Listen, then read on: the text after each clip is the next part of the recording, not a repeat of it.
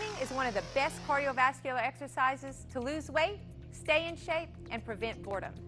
Whether you're new to a running program, getting ready for a 5K, or training for a half marathon, these tips will help you get started, stay on pace, or get you to the finish line first.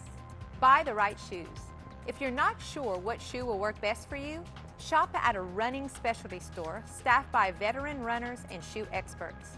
Plan to replace them after about 350 to 500 miles of wear. Make a plan. Major suggestion.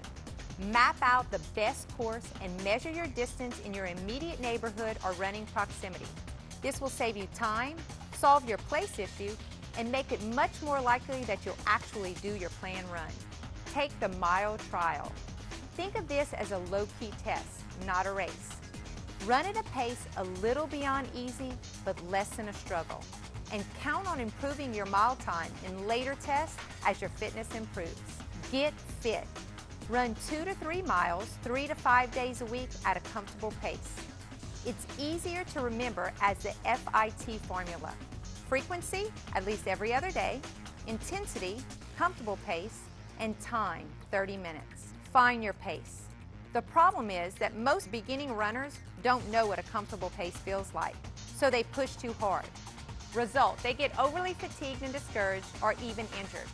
Remember that a comfortable pace is 1 to 2 minutes per mile, slower than your mile trial time. Remember to always warm up and cool down.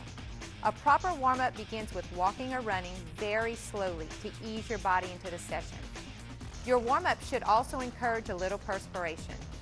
Cool down properly with a 15-minute stretching session. This will help you prevent injuries and promote recovery.